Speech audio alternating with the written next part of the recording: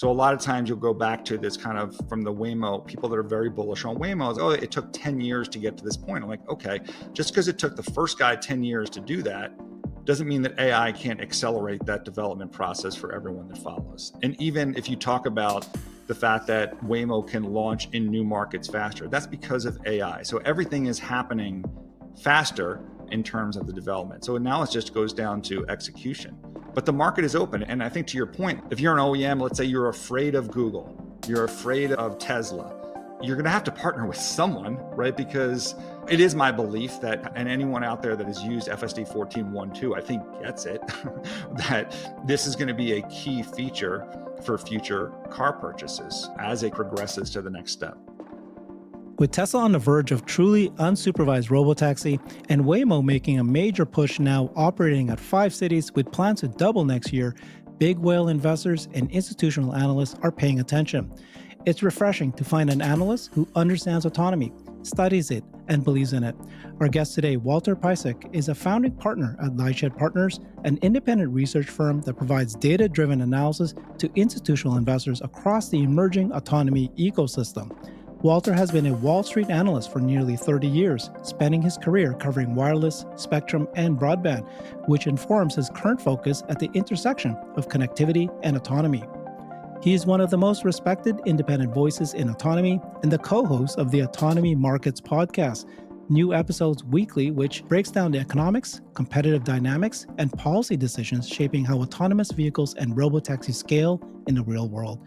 Welcome, Walt. Excited to have you on. Thank you so much for having me. And conversely, a lot of that information that I get, I do seek out on channels like your own and trying to understand. I mean, it's amazing the type of stuff that we can find on YouTube and Reddit and like that community that exists out there, whether it's the Tesla community or the Waymo community and the battles that exist between them, the information that's helpful for us to continue to get a better understanding for the industry. So we love the feedback whenever we get it. Yeah, well, first of all, you're very unique, Walt, because you actually have a podcast on autonomy. You are a VC, you got your own firm, but you're also a research firm that advises on autonomy. So you cover this space really well. So I'm very excited to understand how you think of Tesla, but you've got lots of thoughts about Waymo and all the players. And then, of course, you're still advising to institutional analysts. So I first ran into you because you asked the question at the Tesla earnings call. I heard you and I thought, okay, I got to get this guy on. So let's start off with your thoughts on Tesla and their approach with autonomy. I'll leave it at that. It's just a generic, open, broad thoughts. What do you think about Tesla? I mean, I understand, obviously, that your audience is very focused on Tesla. And so for me, just to kind of understand my approach to it, it's similar to my approach to Apple, a stock that I've covered for, God, it feels like 20 years. Basically, whenever the iPhone was launched, which is 2007, we could do the math, 19 years, I guess. And the approach at the time was analysts were always, heading to Asia, trying to figure out the supply side of the equation. And that became the major input, in terms of the, how the stock would move one way or another. Our approach, given my history, has primarily been in the wireless technology industry and the tech and the spectrum and the operators. Was, okay, what is the demand side doing? How do we leverage the relationships that we have at operators? Because we were constantly tracking, subsidies, which was a key role. So similarly, as we look at Tesla, I really don't care how many Teslas that they manufacture this year, next year, or last year. I will care about robots over time. So Optimus as a reflection of or a manifestation of AI will certainly be of interest to me. But the primary focus is on autonomy. And that, really dates back to 2016. At the last firm I was at before we founded LightShed, it was BTIG. Back in 2016, when Uber was first coming public, we were involved in that IPO. At that time, like many people, we were very optimistic about what autonomy could do. Obviously, things did not progress as fast as any of us would have liked. So we just kind of let that kind of lag and go. And Uber, under their new CEO, obviously did a great job at moving to free cash flow, which was important for them. So it's only more recently, over the last couple of years, where we've definitely seen this inflection point, in large part driven by AI for a lot of the companies. And clearly Tesla being a leader there in terms of AI and their development of their FSD service, is will be a major player. So our interest in Tesla is really solely in autonomy right now. And frankly, if you think about the movement of the stock, a lot of times I'll see critics on Twitter or wherever talk about how, well, Uber is not going to deliver this many cars or that many cars. And if you look at the valuation on Tesla overall, like the number of cars they make this quarter is just not relevant. It's how big is this Robotaxi market going to be? Will they be a primary player? Will it be private ownership? Will it be rideshare? And then obviously the other things that go. By the way, we also, across our coverage at LightShed, touch these companies across a couple of different paths. SpaceX being one of them, been obviously very close in watching that progression. That's obviously an offshoot in the telecom world, as well as X and XAI on the media side under Rich Greenfield. These are companies that we spent time with. And frankly, there can be a path where there's a lot of intersection of why these companies can work together in the future. So that is the basis by which we're coming at Tesla. So now the primary work for me is to understand, where is FSD today, where we can get robo-taxis to, how soon we can get to the next milestone, how soon they can scale compared to where the rest of the market is going to be, which is the process that we're working on right now. Okay, I love it. Love it. So obviously you got the background, you have an interest in technology, you have the experience in technology, you've been following it. So just generically, do you believe that the institutional analysts, do they believe that this is here? Autonomy is here. Waymo's doing it, Tesla's doing it, or are they still debating whether or not it's even possible? I mean, there are a few that believe. Obviously, you can see some of them on the shareholder list, or also their involvement in funding the purchase of Twitter, which is now X. But I think broadly speaking, there still isn't broad institutional sponsorship or belief that Tesla can get to that point and that this can drive the valuation. And just to back up, our clients we don't deal with individual investors. We don't deal with smaller funds. We deal with the largest investors in the TMT space. So they need to care about the big companies, whether it's Uber or Tesla or SpaceX, if they do go public next year.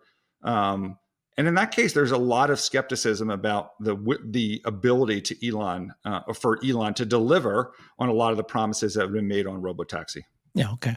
But you had the comment about SpaceX innovation and how people look at that, and you just don't understand how they view things. I mean, the context for SpaceX really comes to a lot of these conversations that I have, which is, you'll talk to an investor or you'll talk to people in the industry and they will say, well, I've talked to someone at Waymo, or there was a big debate that Sterling Anderson, formerly of Aurora, now at GM, had at CES last year, where they were debating the need for LiDAR or not. I'm sure your listeners are well aware of how many people out there that are saying that LiDAR is required, for the product to be safe. And it just reminds me of, things that I've heard over the years as it relates to SpaceX, meaning that, everyone in the satellite industry saying, you're never going to get these LEOs to provide satellite connectivity, to airplanes like you can from GEOs, which are not stationary, right, and orbiting effectively with the Earth as opposed to spinning around the globe.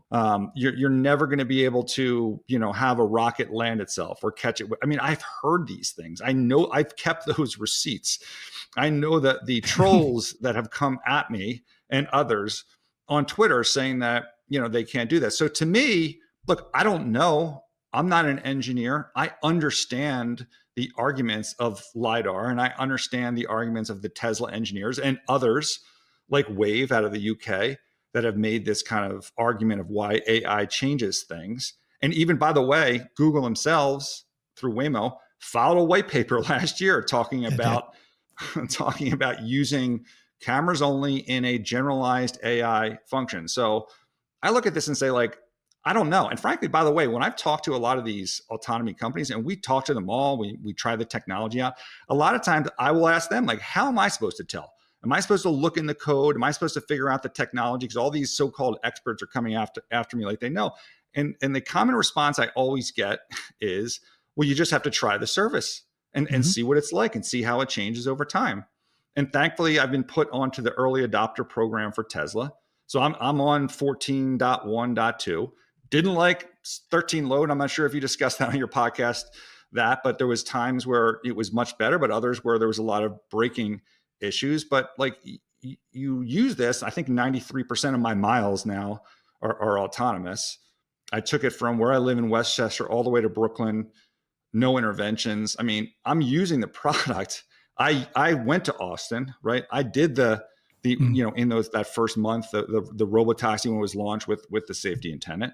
So I felt it, and I felt what that felt like, and I know what the competing technologies. So I don't like. I get the concern, but again, I've heard these concerns before.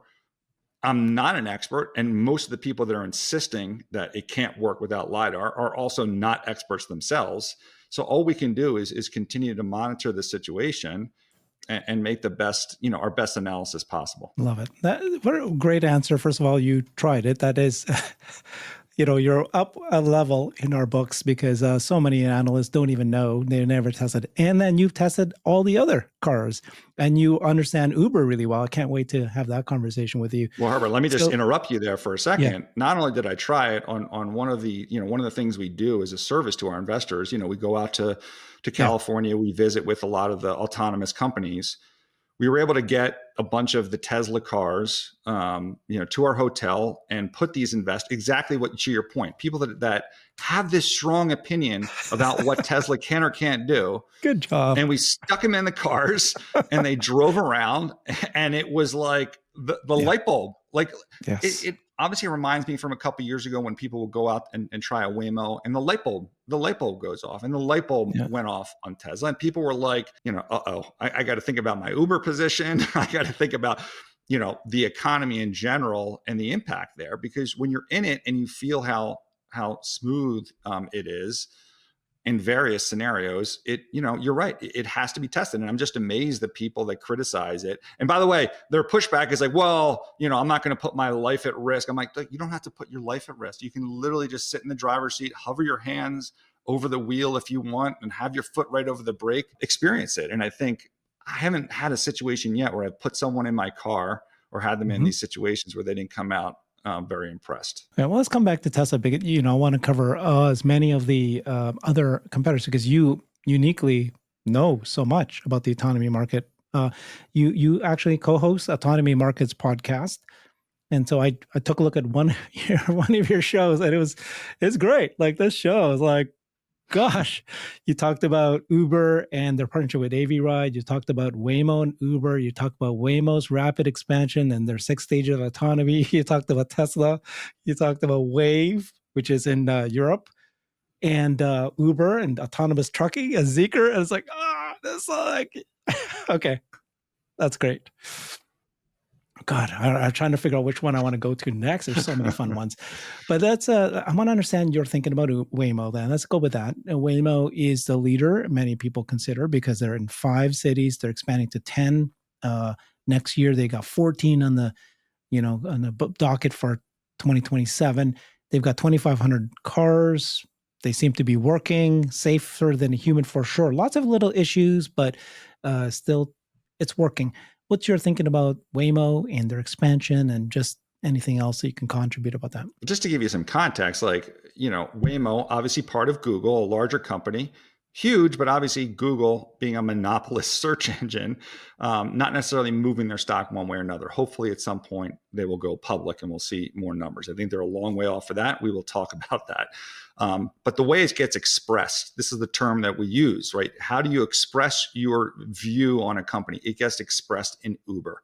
And there has been some back and forth in terms of that Uber relationship. Will Waymo rely on Uber? And as a result, Uber benefit from this, or does Waymo go it alone? So that's how people can make money on this in the institutional markets. In terms of Waymo themselves, obviously the technology is great. I mean, I think most of us have probably been to San Francisco or Austin. I mean, I tried it in Austin when I was down doing the Robotaxis with Tesla. The product is good. I will say that there was one podcast, I can probably tell you the episode later, where we talked about how we were switching between Waymo and Tesla in Austin. So granted, that is the software load that these two car, these two technologies were on, happened to be on at that time. At that time, Tesla just felt like a more natural ride in Austin. And I've also noticed how in some cases, Waymo dials up the aggression in some cases and dials it back in terms of trying to find that right balance where it's not going to scare the consumer. But the bottom line is the technology is great. And frankly, why 2025 was such a key year is you go back to that white paper. And this is exactly how AI is changing things for companies, their ability to generalize and start to launch more and more markets faster. That's great, except for one thing. They just need cars. I mean, there are only 2,500, 2,600 cars on the market. So you can keep announcing market after market, but you need to get the cars on the roads. And if you think about the cars that they are putting on the roads, this is the big challenge. And as a result, for what your listeners care probably more about, the opportunity for Tesla. The cars that they're putting on the road, they're buying an expensive, in this case, Jaguar for the first round, and then upfitting. That means, putting the sensors on after the fact. Same thing with Zeekr. They're not letting Zeekr look at their technology, right? Chinese, car company, they are accepting those cars and then upfitting that technology. We're waiting on Hyundai, which, by the way, Hyundai is also the OEM partner of AV Ride, which is initially a Russian company. They've obviously escaped from Russia, that brought a lot of their engineers here, partnered with Uber in Dallas. But Hyundai, also these initial cars, upfitted, meaning like you're getting a car and you're affixing sensors on there. This is not coming off the production line. So if you think about it, we're just early stages. And the point is, like, they will get to it. Like when we talk to any of these companies, Nuro, Wave, May Mobility, I think Nuro is, just announced a new OEM partner with Nissan, I believe, just yesterday. They'll get to a point where it'll be integrated and they'll come off the manufacturing line. That's when we're at scale. That's when things really take off and maybe we get private ownership. But up to that point, the door is left open for new technologies. Your listeners care about Tesla, but the reality is there's also Nuro and Wave and other companies that they can progress their technology. And if they can work faster with their OEM partners, the more cars that you can get on the road, the better. So the flip side of that is it's almost like this balance of who's going to get there first. Is Waymo going to get their OEM partners cranking out thousands of cars a month or a quarter? Or is Tesla going to, what I would call, lock down the technology? Because as your listeners well know, like if it gets locked down and it quote unquote works and it proves the safety case, they're just cranking these cars right off the manufacturing line, right? How quickly do you think Tesla could put 2,500 cars? I mean, that's the number right now for Waymo. And by the way, you ask someone, I think I got attacked on Twitter yesterday by someone who really hates Tesla. And they were talking about scaling. I'm like, okay, well, what is your estimate for Waymos on the road by the end of next year? It's like 5,000. So how quickly do you think Tesla could crank out, even if they put new hardware, right? New chips, new software, how quickly could they crank out 5,000 cars and put them on the road? So the bottom line is I'm super excited for Waymo, great technology. So in that vertical, for that company specifically, what we're primarily focused on is finding what OEM relationships they're going to have. And on that front, look, you go back, they had a press release with Toyota. It was like an intent to have a letter of intent. It was like, I don't even know how you would define that as a press release. The question is, when are they going to sign more OEMs? The challenge is if you're an OEM, right, and you look at Google as this mega company that has already been defined as a monopolist, even though judges did not ever, in this latest, court ruling, when the judge determined they were monopolists, there was no effective remedies, right? They didn't take away the $20 billion that they were paying Apple to be the default search engine. So they're almost like an unfettered power. If you're an OEM, are you going to basically partner with Google, right? They're going to become your OEM. And what is the end game? If you have private ownership of cars, of autonomous cars, it reduces the number of cars that are out there, right? And it's bad for you. Like you don't, and I've seen this happen in other industries. Wow. You don't want to let the fox in the henhouse. So I think this presents an incremental challenge for Google to develop these OEM relationships to get the supply that they need. That, again, leaves the door open for a lot of the other technology companies, whether it's Tesla, Wave, Nuro, May Mobility, or others. Wow, that's the first time I heard this. Okay, that is a very good argument about maybe because Waymo, everybody said, oh, Waymo, yeah, they'll just license it to all these other car companies. But on the other side, I've interviewed a couple very strong, experienced auto experts who actually like you consult today to the auto industry. And one of them said these OEMs, legacy OEMs, will never partner with Tesla because it turns their cars into bricks, and they'll need to figure out on their own how to do this. And then the other one said, no, they'll have to do this because this is just like they did with the superchargers. They'll be forced to, or they'll be gone. What do you think about that? Who is going to partner with Tesla and who won't? Because you just explained what kind of the challenges with Waymo. It sounds like similar the way that they would view Tesla, big, giant. Yeah, I mean, I don't think company the answer that's is going any to take different. over for them. Okay, yeah, okay. I don't think the answer is any different. I mean, you know, the same concern that they would have with partnering with Google, they'd be partnering with Tesla. But if you ask Tesla about this, I mean, and I think Elon's response has been like, yeah, we created this kit.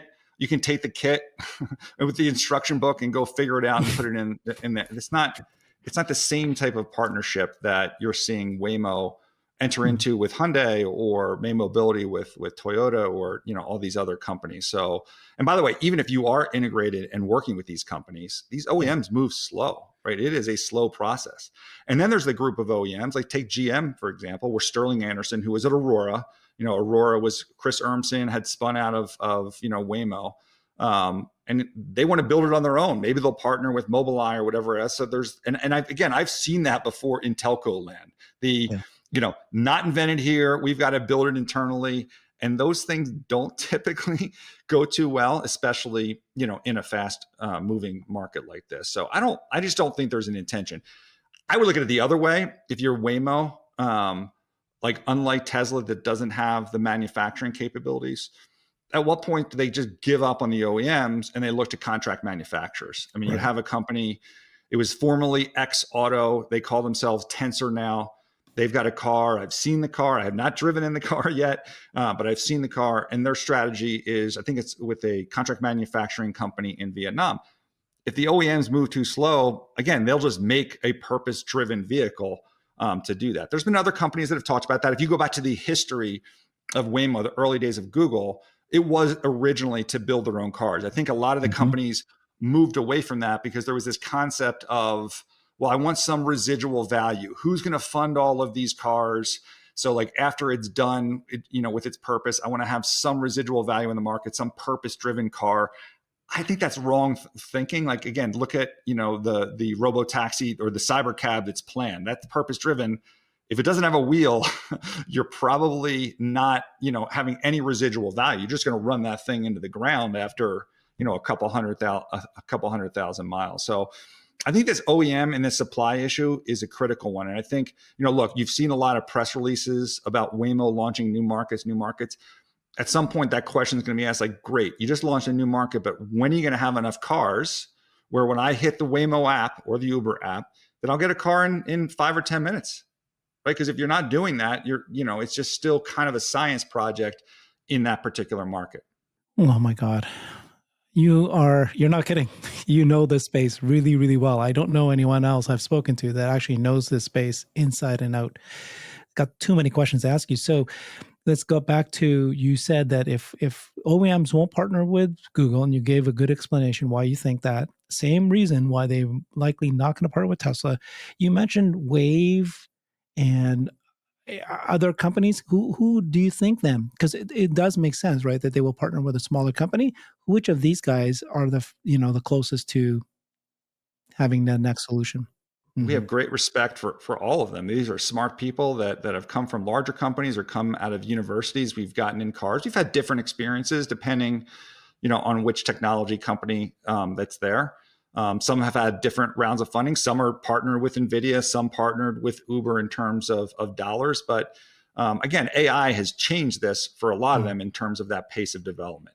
So a lot of times you'll go back to this kind of from the Waymo, people that are very bullish on Waymo. It's like, oh, it took 10 years to get to this point. I'm like, okay, just because it took the first guy 10 years to do that doesn't mean that AI can't accelerate that development Right. process for everyone that follows. And even if you talk about the fact that Waymo can launch in new markets faster, that's because of AI. So everything is happening faster in terms of the development. So now it just goes down to execution.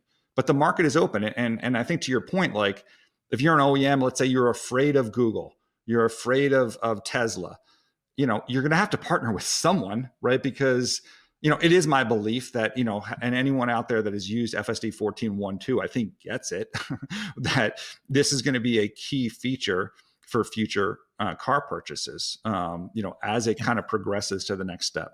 So who's the list? Who's your?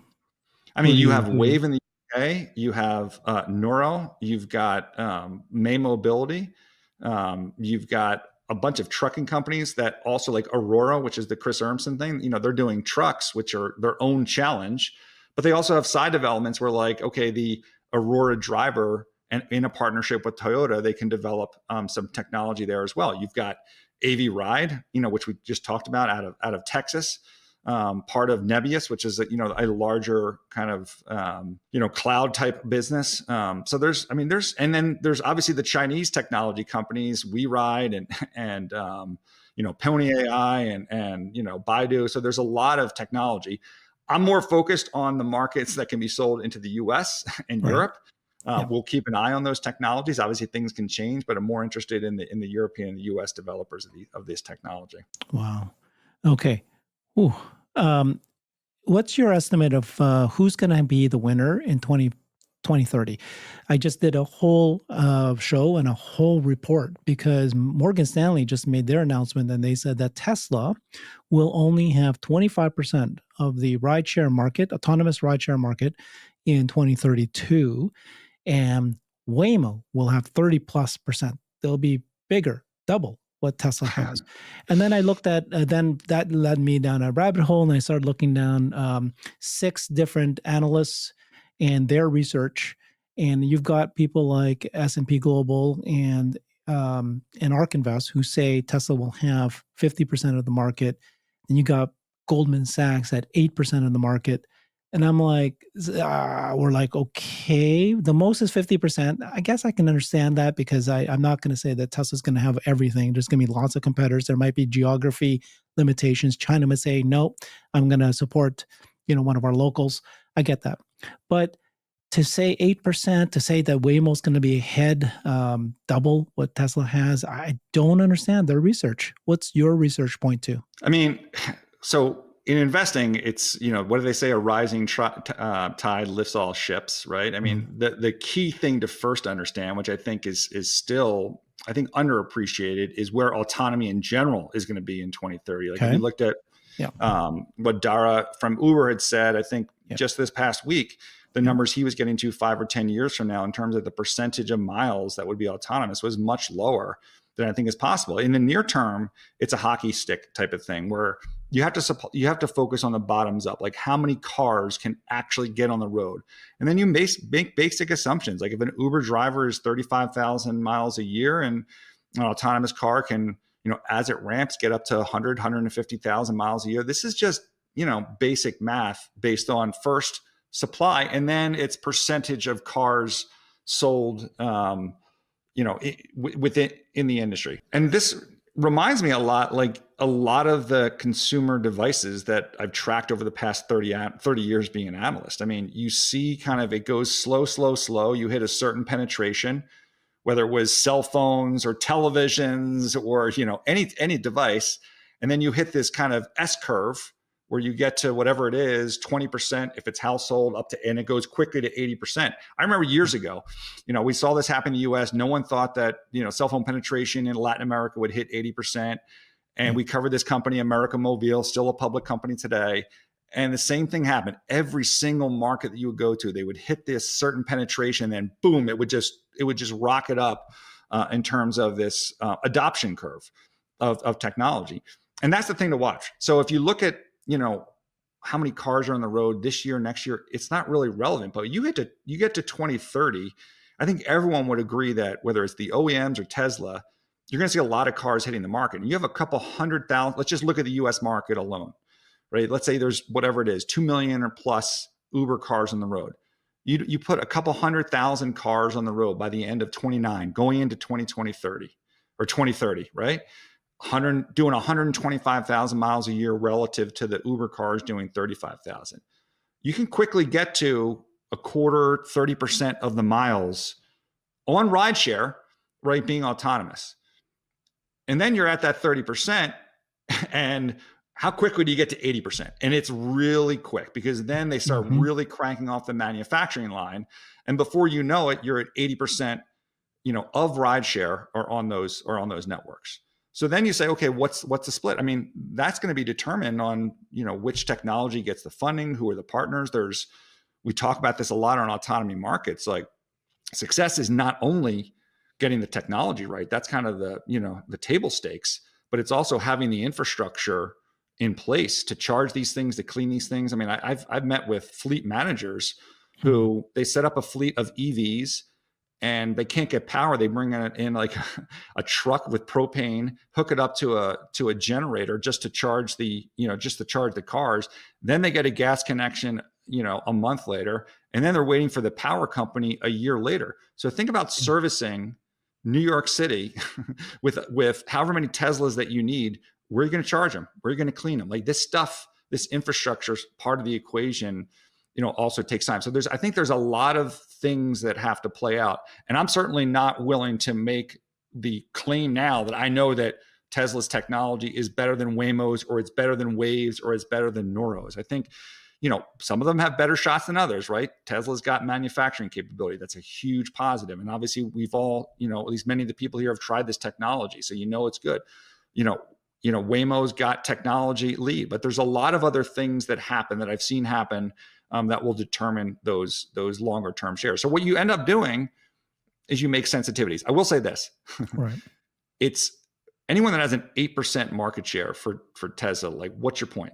Like, you might as well just be at zero, right? Yeah. If Tesla's in the market, it's going to be successful. It's not going to be 8%. Like in some cases, it's binary, right? I get the concerns. I'm not going to completely discount the concerns. Like, I'm sure some of your listeners will say, absolutely, they can do this without LiDAR.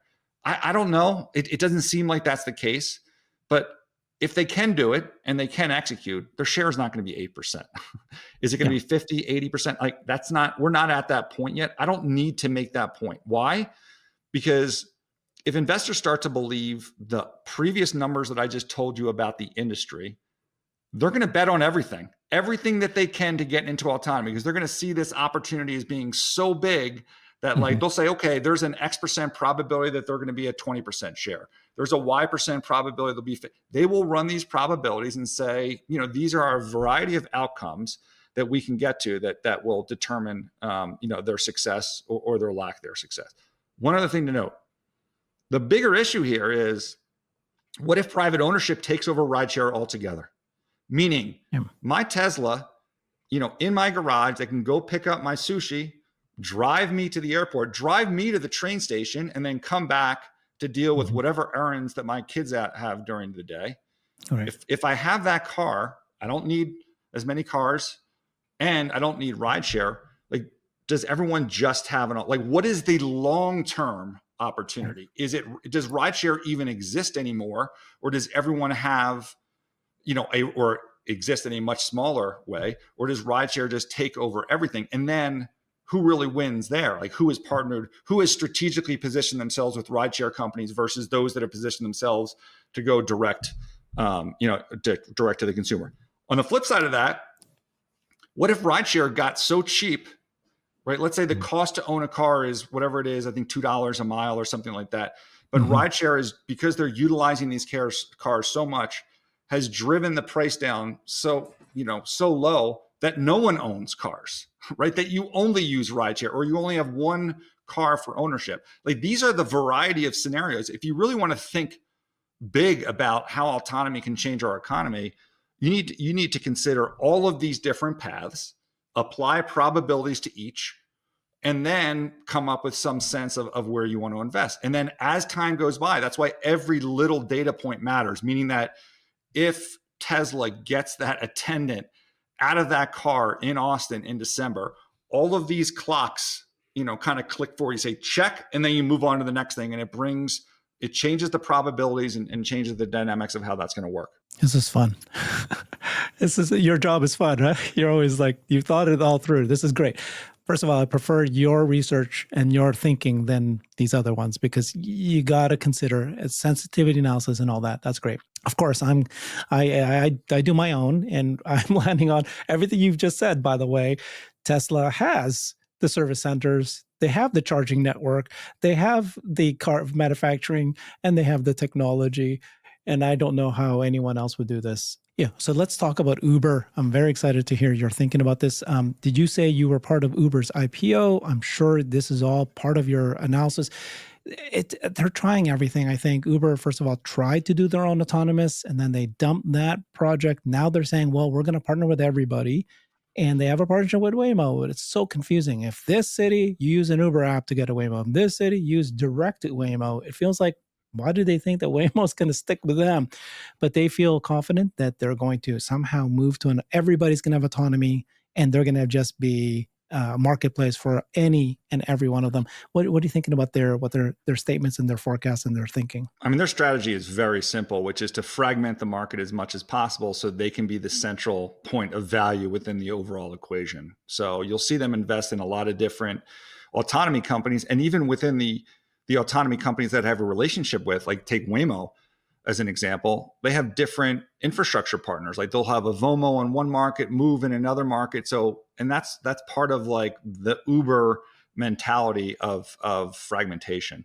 So, okay, you just made me realize something. So it's on purpose that Uber actually wants to have multiple different scenarios, multiple different partners in multiple different cities, because they actually want to support as many of them possible so that they can then have a place to play. Okay, that was like made me realize that's why they're doing this. It's crazy. I think their partnership with Avis to do the cleaning of their cars in one place, and another company do the charging or something like that. It's all about leverage. It's all about leverage. And I'm like, I said to them, like at some point, private equity can come in and mop some of these guys up and then use that against you.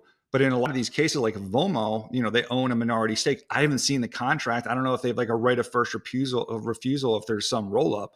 Lyft has taken a different approach where they have flex drive and they're trying to build this up. I think Lyft is a different scenario, right? Their share is so small that if, let's say, for example, Avis doesn't execute well for Waymo in that market, then maybe, Lyft will be willing to step in and say, look, just use flex drive. You don't even have to put it on the Lyft on the Lyft app yet right now. Let us develop some relationship that way, because they're in a weaker position.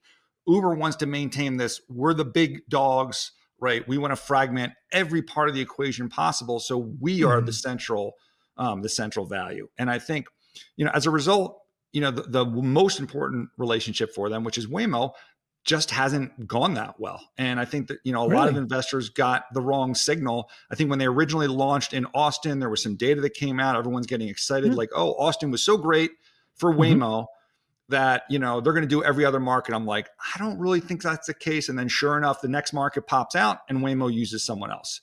So I'd actually, and I've suggested this on our Autonomy Markets podcast, I don't think you're going to see a lot more markets there. And I think there's also risk that, Dara, the CEO of Uber, has done short-term contracts with Waymo. So as some of these contracts come up, there is risk that some of these Waymo Uber markets actually just go and revert back to Waymo. So the one caveat I do on all this is, like, who really knows where Waymo is going to end up? As I said earlier in the podcast, still kind of a science project, right? Still putting sensors on cars that they bought, not really at scale yet, not getting ready to go public quite yet. You have two CEOs at that company that, again, are about getting the technology to bear, not necessarily think of this as like the Steve Jobs to Tim Cook. You've got the technology, and then they hand off to Tim Cook, and he just figures out how to manufacture a ton of phones, develop a relationship with the contract manufacturer. So it's possible that as Waymo moves through its life cycle, whoever the new CEO is that takes them to scale, maybe the existing CEO is, but however the management works there, has a very different viewpoint on whoever's cutting the deals today between Waymo and Uber. But what I've seen, the signal is like Waymo, I think, believes that they can do this on their own. They don't necessarily need Uber for demand. They can drive as enough demand. I mean, look, getting in an autonomous car, I think, as we all know, is much better than getting in with an Uber driver. I mean, my daughter had an incident in, taking an Uber in a city, and we're well aware of like the inconsistency of Mm-hmm. what life is like in hopping into an Uber in what you're going to get. So people will seek out what is a better product because it's safer, it's cleaner, and it's more consistent. Like what you're getting when you're getting into that autonomous vehicle. So I think Waymo is probably headed more in that direction. They'll continue to partner with companies because it's still early stage, but I think you're more likely to see kind of a full Waymo One network over time than necessarily be on a rideshare program. Yeah. Okay. I felt the same way. But okay. So thank you for that new info. Uber, what's their future? What are they doing? I mean, again, I could be wrong, right? In the meantime, what they're doing, what they should do, which is develop as many alternative technologies as possible. One thing I would do that they're not doing is rather than fragment the charging cleaning, just own it, right? Yeah. Yeah. Become because Waymo does not want to do that. And Yes. like, look, Tesla, you're right.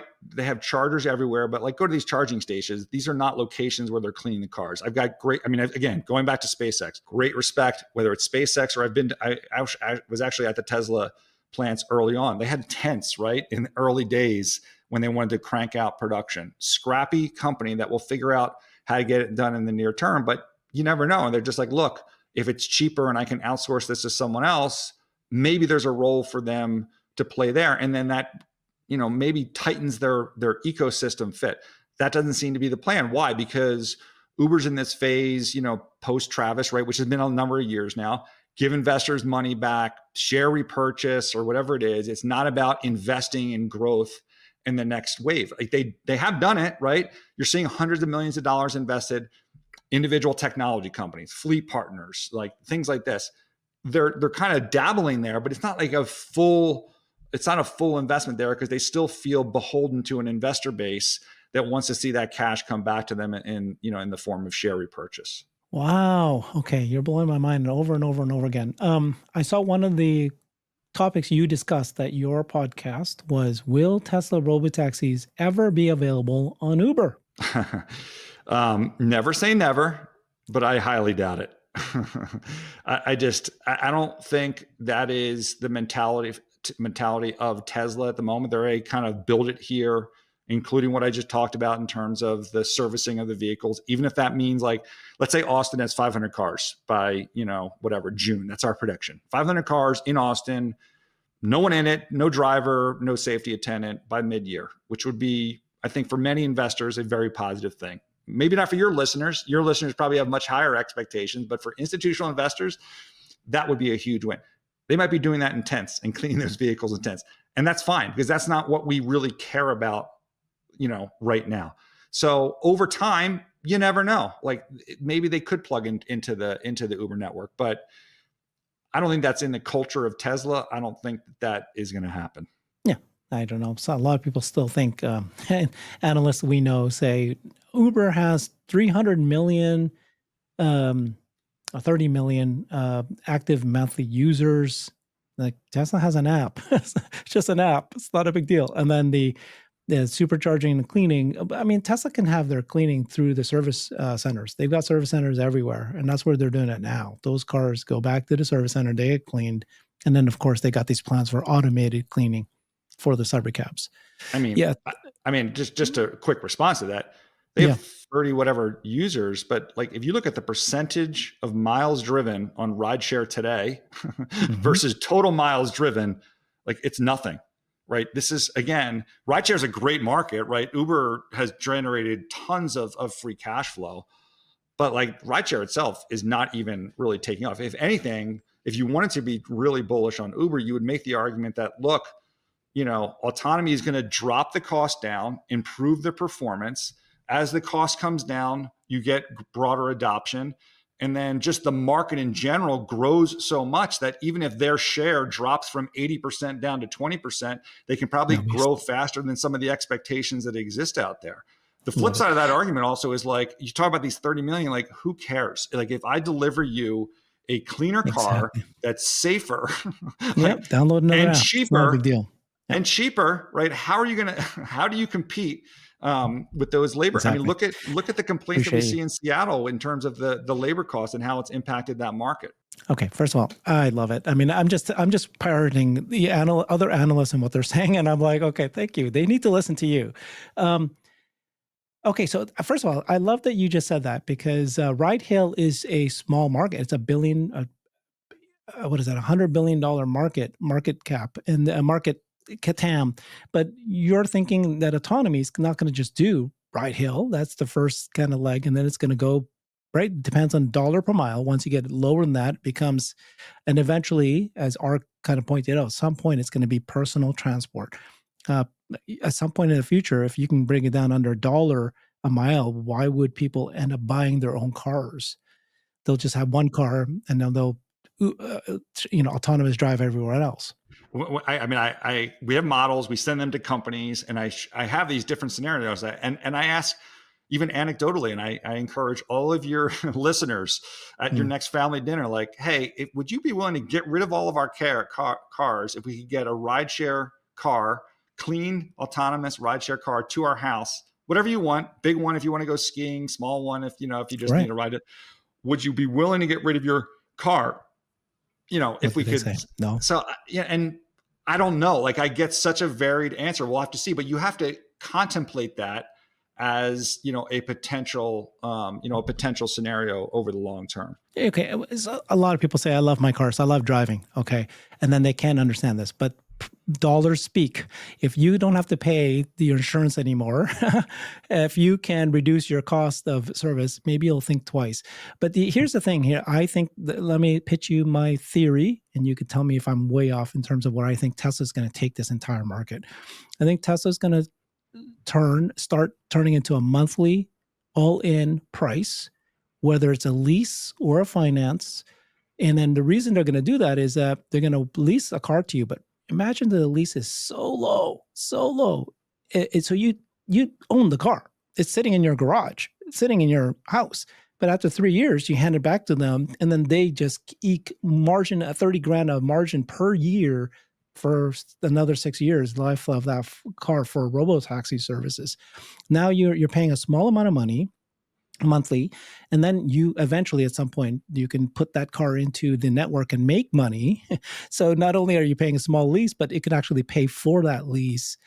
And then what they'll do is they'll turn it into a almost like a Amazon Prime subscription thing where you're paying a monthly fee. But this week I want the Roadster because I'm going to a wedding. Oh, this week I need the Cybertruck. I'm going to be moving. This week I need to have my Model Y. I got family visiting me, and so it's still your car. Different cars appear. They stay at your garage every night that you wanted to, but it's a monthly payment that is not really your owner. You're owning a very specific car. If the experience with Teslas now is you walk into any Tesla and it's yours. Like I get into any Tesla and it automatically transforms to my car. It's got my home address, got my work address, it's got my music that I've already, the last song I played starts playing as soon as I get into the car. It's my app, it recognizes it. It's like there's no difference between that car and my car at garage. Eventually, like, what is the difference? I just own access to a service. I mean, isn't that a great thing, by the way? Our family has 2 Teslas, and when you move from car to car, your seat adjusts exactly right. Right, the song comes on, and all your. I mean, it's magical, but it's even more magical when you did Robotaxis. I have the decision of having the very first Robotaxi ride ever on June 22nd. Nice. I was the first person to get in there, and I live streamed it and everything. But what struck me was I got into the Robotaxi and it started playing my song. It had all my apps. It had all my song lists. And I was like, I mean, what you've described is like the ultimate rideshare bear case or bull case, excuse me, bull case, sure, right? Sure. Which is it's cheap and it's better. So you just shift to there. And like, I can see that happening. The most frequent pushback I've gotten on however I try and pitch that to someone is, yeah, but I like to leave my stuff in my trunk or, right, yes, in the glove compartment or there's that sense of ownership. There is a hybrid, right? Meaning that, not hybrid, meaning electric combustion engine, although that should also be considered. The hybrid is like, okay, you're owning fewer cars. Like if you were Yeah, going to you own own one two car. or three cars, and this gets back to the fear that maybe the OEMs have in helping autonomy progress, is that ultimately, if you look at that number of cars that are sold every year globally, that it gets reduced because you have this additional, vehicle that's in there. And by the way, like the other pushback I get from people is like, I'm not going to allow my car to go out and service other people. I'm like, that's fine. You don't have to, but there's other people that will be willing because they want to lower the price. Like not everyone can maybe afford what you can afford, that they're willing to send their car out there. And don't worry, like part of that, subscription program is going to be, it's going to go to a Tesla facility, get clean, get recharged, and return, to your home. It's not like everyone has to have their car go out there, but there's different, to your point, rate plans. By the way, the other compelling thing about what you just described from a Wall Street perspective is recurring revenue businesses always get much higher valuations from investors than when selling individual products, right? I mean, this is like, for years when, there were years when Apple was kind of in a lull and there was large institutional investors pressuring them saying like, look, rather than selling $1,000 phone, sell $100 a month, get whatever the latest phone is, whenever you want, all fixes are included. You just bundle everything together. And then you have this recurring revenue stream that investors are willing to put a much higher valuation multiple on than just selling equipment. What's your thoughts on cybercab? Let me position it this way. It's 2025. The autonomy has proven that its technology is if it's not already done, it's close. Elon just announced this morning, right? Or a couple of days ago, he goes, FSD unsupervised is done. It's done in his mind. By the way, he also made a comment saying that Waymo is not a competitor and that it will be very obvious in hindsight. Okay. So if autonomy is very close to getting done, why haven't more car companies at least announced a design of an autonomous first car? No steering wheel required, something that's really, really focused on the experience of rideshare or autonomy. Zoox has done it. Tesla has done it with the Cybercab. And that's it. Maybe a few others. Tensor has aware. announced it. It's a steering wheel that like disappears, into the. Yeah, and I've seen renders of other cars, small startups. I get that, but why haven't other OEMs, the big ones, how come they've not said, autonomy is the future? Here's my design for what this is going to look like.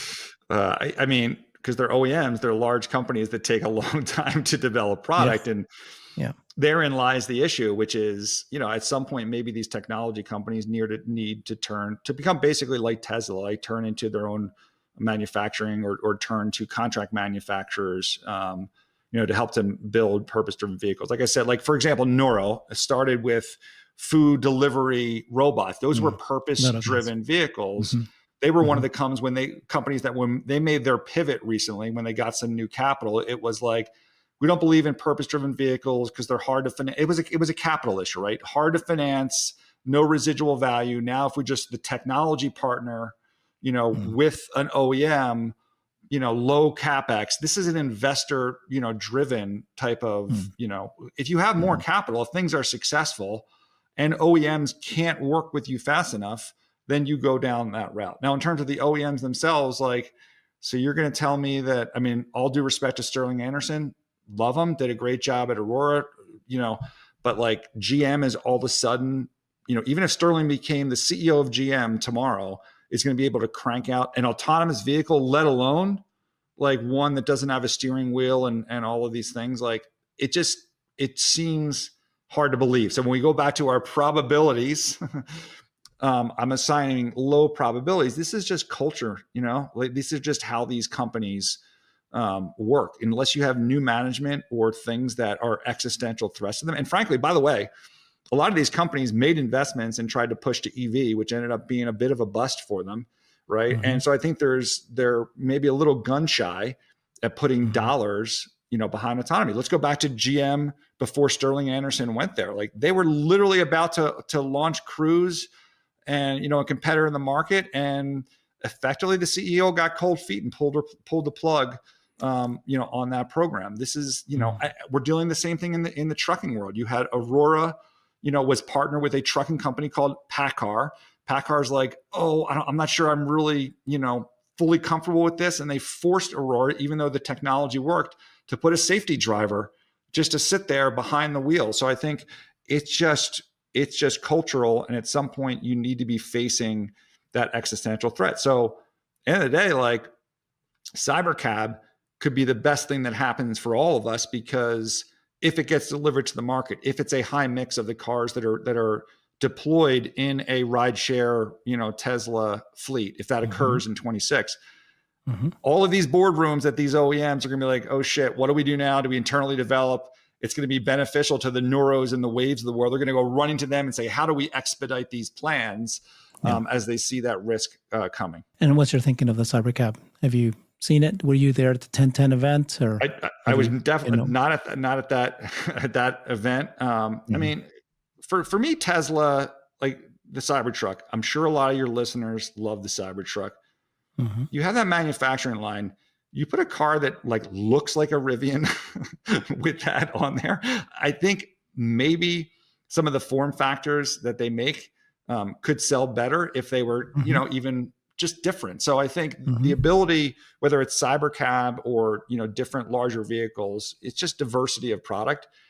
That's not, again, to me, what's important right now. I don't care how many, whatever Cybertrucks that they sell next year, or even the cybercab. I just want the technology to work. I don't care if every one of those Robotaxis is a Model Y versus a cybercab. Okay. Prove to the market, like, again, you have to come, you have to look at it from my standpoint. I have a very skeptical institutional investor base, right? Yeah. Let's just get the technology, see how it scales with the existing products that are out there.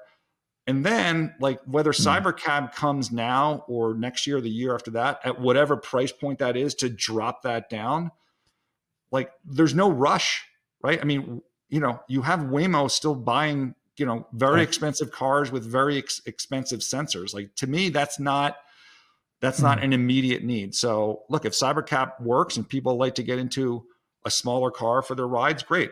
For me, I like to step up into a bigger car. I prefer more of a cyber truck, type of car to sit in for my ride share. And to your point earlier, if they have this subscription service where one day maybe you want cybercab, for a sportier ride, and the next day you want, a cyber truck, and maybe the diversity of product that Tesla puts out, when there's this greater rideshare demand for it, we'll shift their lines accordingly. What are you telling your customers about regulation for autonomy?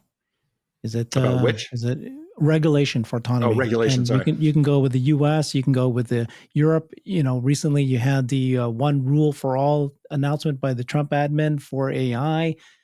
There is all these cities have approved Robotaxi, but yet there's some sort of concern still. And then in Europe, there's a huge delay, but there's signals that it's moving. What's your is regulation going to stifle autonomy, or is it going to be it's going to just roll over? I think the cybercab is already out of the barn, as they say. The cybercab, or what? What do you mean? Meaning that autonomy is already on its way. That regulation can't hold it back. Like what what they say, the cow has left the barn. The cow already. is out of the barn. So you try to say cybercab. The cybercab is out of maybe a bad analogy. Meaning that, like, you take cities like Boston, with whatever. Yeah, who said them? They said no, we're not going to allow autonomy, right? Okay, so Seattle. Like, similar type cities, right?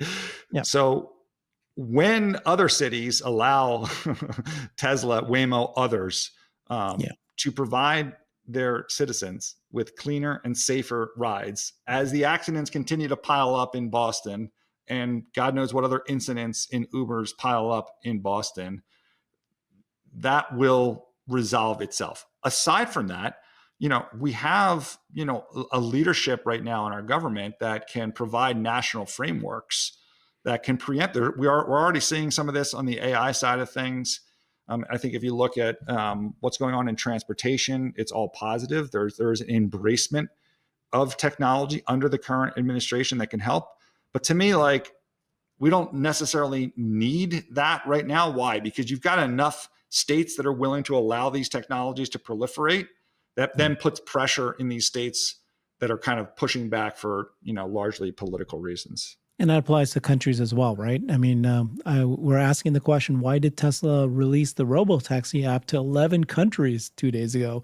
Why does Japan need to have it? Why does, all these other countries? Yeah, what's your thinking about, yeah.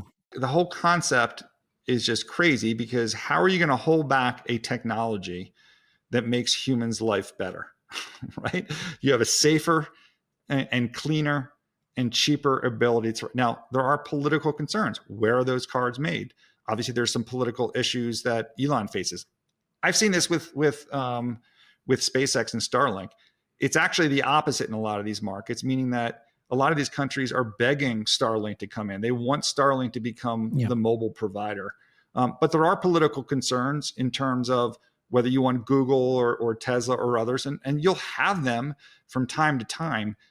It's a big world. This is a huge opportunity. There is plenty of markets for this technology to get proven out. And for those areas that don't want it, it's going to be at their own, it's going to be at their own detriment. And ultimately their citizens will demand to enable these products and services. Perfect. Okay, large cap investors. This is another space, of course. It just sounds like you are the autonomy Robotaxi expert out there. I love it. You know so much, but you also know so much about investors. What will it take for? Do investors already recognize? Is Tesla overpriced? Is there going to be an awakening at some point? And what's going to happen to the stock? We don't have a price target, or we don't officially have a rating on the company. We might have one in the future. So I would just say this: where I see mistakes happening a lot of times with companies like this is someone will say, oh, the valuation is X and they only made Y cars, or GM is worth this. And that clearly misses the point, right? Stock valuations are based on the future opportunity, of that company. And the future opportunity within Tesla, is obviously robotaxis. You have robots. There's an AI play. There's who knows what the relationship is going to be with, some of these partner companies, and those are massive opportunities. So I think we'll have to see how that plays out. Do some longer term work. Like I said, there's still some work to do in terms of some of these long term assumptions. I covered the wireless industry when basically no one had a cell phone. So what happens with valuations is whatever your assumption ends up being in that, what you call terminal year, which could be 2040, discounted back, can have very different and broad swings in terms of the valuation. But if people believe in these opportunities and the company's ability to execute on the opportunities, that's what's going to drive whether they believe in owning the stock or not. And do you think large cap investors, are they already pouring in, or are they still holding back and waiting for a certain milestone to be hit to really understand and believe that this is the case? I don't think large investors are going to solely be. I'll give you an example. Like Comcast is at like a 10-year low. And I could tell you its free cash flow yield, or they could grow its dividend. And I could tell this investor, this thing is so cheap. They don't care, right? You're not necessarily buying just because a stock is cheap or more expensive. You're trying to understand, like, what growth trend is this going to play? What is the narrative of that? So I would say that from an institutional investor's standpoint, valuation aside, it's going to be getting the belief of whether, like, this is the basics. Like, can Tesla, deliver on autonomy? Most investors, institutional investors, I would argue, don't really believe that at this moment. So if all of a sudden, let's say you're into 2026 and, your viewers can come up with whatever number that they have in their head on the number of Tesla robotaxis that are on the road, I'm guessing it's going to be higher than most institutional investors. So let's say you guys are right, they're wrong. They have to then reassess and say, like, okay, I botched that. Now let's look at this long-term market. If I think they can do it, and now we know they can ramp volume, how do the shares of Like, what is Robotaxi a percentage of the total, just as an industry, or excuse me, what is autonomy as a percent of the total for the industry? What is Robotaxi? Doing all of those share number breakdowns that you did before, and they'll come up with either a way to justify buying it, but they're not going to like buy it or sell it based on whether they think the valuation is right in the moment. It has to do with the catalyst. Let's say it the other way. Let's assume you're an investor and you've modeled out the most bullish scenario that Tesla could ever deliver, and you said, and that only gets me to a $1 trillion valuation. So I'm going to short the stock because in the most bullish, okay, but what's your catalyst? If the next 5 data points are they take the safety attendant out, there's 500 cars in Austin, they launch 10 other cities with 300 cars each. So as all those news events happen, is the stock going to go up or down? Like, regardless of valuation, is it going to go up or down? So I think most institutional investors are smart enough that even if they think that, valuation in the most bullish scenario is already there, they're not going to get in front of what could be a positive news flow. So what matters to investors most is what is the signal, for where autonomy and Tesla's going. Again, let's draw it back to what we talked about earlier in this call. You have Uber, which has been a tremendous stock this year, a highly respected management team out there telling people autonomy is not coming anytime soon, right? 5 years from now, it's only going to be whatever it is, 10% of the market. So if there's any inclination that that's wrong, there is a lot of rethinking and reallocation of where you put your investment dollars. This is great. It was a refreshing discussion. Thank you, Walt. So you are a founding partner at LightShed Partners. So you do research, right? And then you advise institutional investors? That's correct. Yep. On autonomy. I can see why they should talk to you. You know everything. Jesus. Yeah. Okay. I mean, you're obviously kind of staying in the middle there. You don't know which is going to be the winner and all that, but you at least know each of their players and their strengths and positives. Let's just say we haven't formalized that opinion yet. I think in the moment, like, investors just need help now figuring out, like, what is the latest put What and is the take landscape between Waymo and Uber? Like, what do I think is going to happen in terms of the safety attendant coming out? You don't need to be value added to a lot of investors.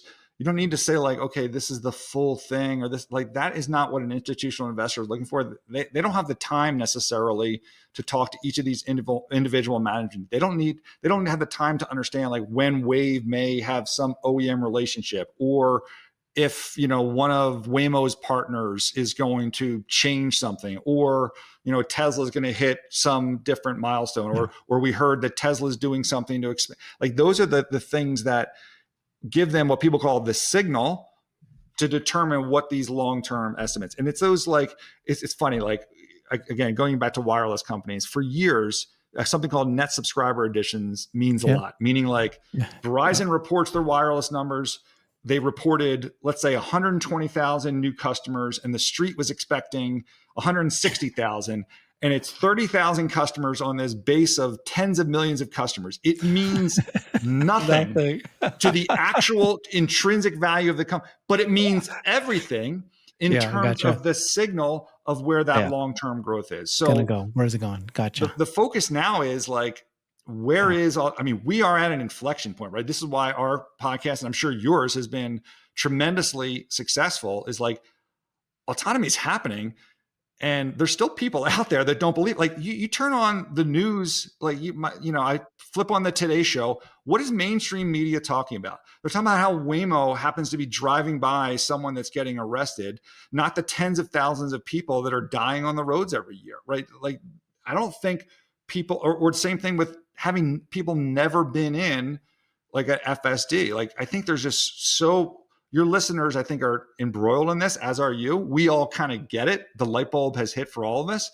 But I think we're still early stages in people understanding how much autonomy is going to change our economy. And by the way, this is fun conversations beyond just rideshare and things like that. Like, you don't have to drive. Change cities. How are you spending your time? More time spent on Netflix, more Yeah, drinking yeah. if you want to drink or whatever you want to do. Right. It's going to impact the lower markets. So I think the stat that I've heard recently is only 0.1% of miles driven each year is actually on FSD. So it's tiny, tiny little numbers of anybody who even knows that I these mean, the cars FSD, let's be honest, has advanced tremendously, in just in a few months. Yeah. in a few months. And look, I got my second Tesla.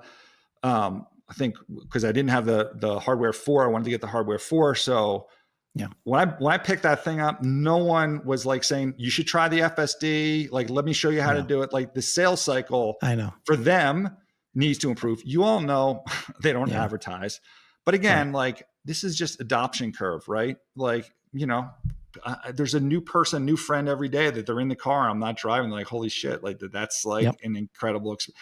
It just takes a little time. And by the way, this is why, and what I said before about like, the Today Show type stuff where they're talking about the fear stuff of autonomy. This is why as an industry, everyone needs to come together, because at the end of the day, it's really autonomy against driving. It's not necessarily Tesla against Waymo against Wave. I think the market opportunity is so large. It's educating people. Autonomy's here. It's ready for us. It's safer. It's going to be cheaper, and getting that, I think, type of proselytization, like industry, belief, that is the most important thing right now. Well, you're the best. Okay, I like this so much. Walt Piecyk, Autonomy Markets Podcast. I'm going to watch a ton of your shows. Your incredible knowledge. You've tested it all out.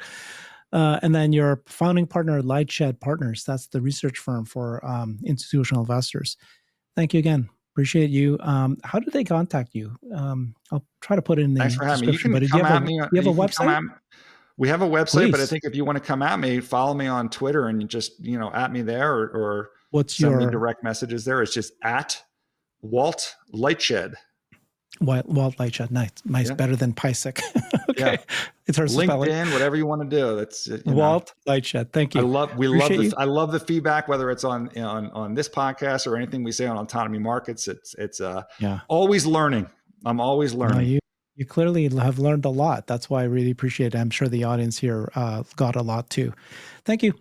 See ya. Thank you, Herb. I've created a website that is the most comprehensive resource for the Tesla investor. Please check it out. Simply go to my website at herbertong.com.